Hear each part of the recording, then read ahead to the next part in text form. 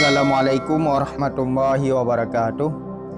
Sahabat beriman pecinta sejarah, kajian video kita kali ini mengenai sosok dari pemilik makam Tunku Syekh Dirbaya.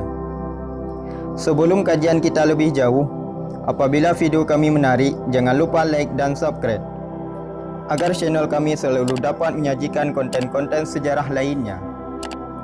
Apabila video kami bermanfaat, jangan lupa komentar dan bagikan agar seluruh masyarakat Indonesia mengetahui tentang sejarah tanah airnya. Makam yang kami kunjungi ini terletak di lokasi Kampung Menasah Raya, Kecamatan Delima, Kabupaten Pidi, Aceh, Indonesia. Tunku Syekh Dirbaya merupakan ulama karismatik Aceh pada masa pemerintahan Sultan Iskandar Muda, yaitu sekitar abad ke-16. Menurut satu versi sejarah, nama asli Tunku Syekh Dirbaya adalah Daeng Mansur. Namun ada juga yang berpendapat nama asli dari Tunku Syekh Dirbaya adalah Tunku Muhammad Yaakob.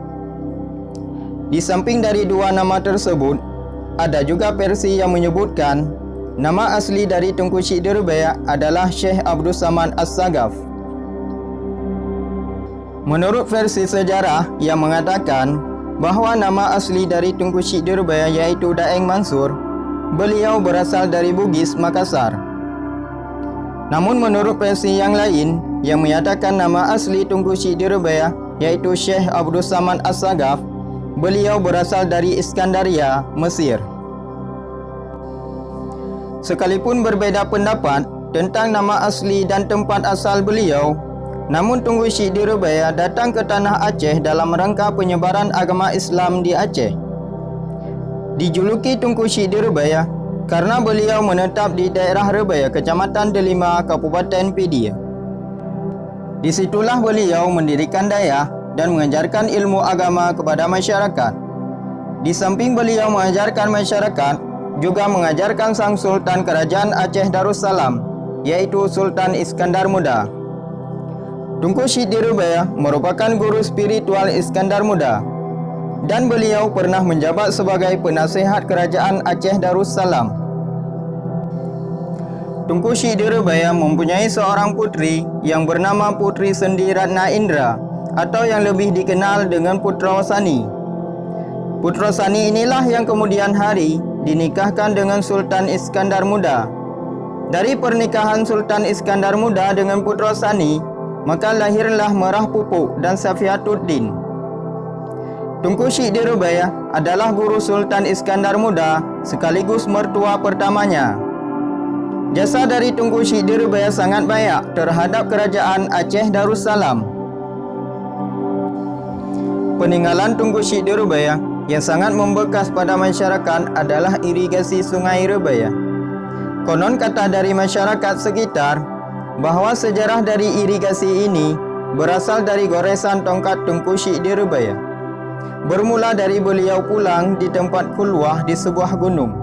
Akhirnya dari perjalanan pulang beliau, Allah anugerahkan sungai yang disebabkan dari goresan tongkat Tunku Syekh Dirbaya dengan berkat karamahnya.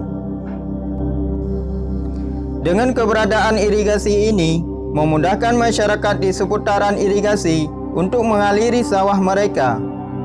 Sehingga setiap akhir tahun selalu diadakan kanduri bersama di komplek makam Tunku Syekh Dirbaya sebagai wujud rasa syukur atas nikmat yang diberikan oleh Allah Subhanahu wa taala.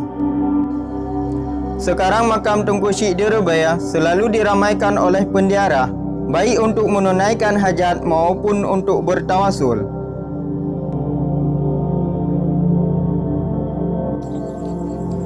Hanya sekian sejarah singkat beliau yang kami dapatkan dari beberapa sumber.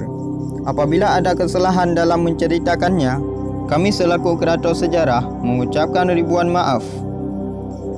Apabila ada sahabat semuanya yang lebih mengetahui tentang sejarah beliau, mohon menceritakannya di kolom komentar. Dan kami ucapkan terima kasih bagi sahabat yang telah meluangkan waktunya untuk menonton video kami.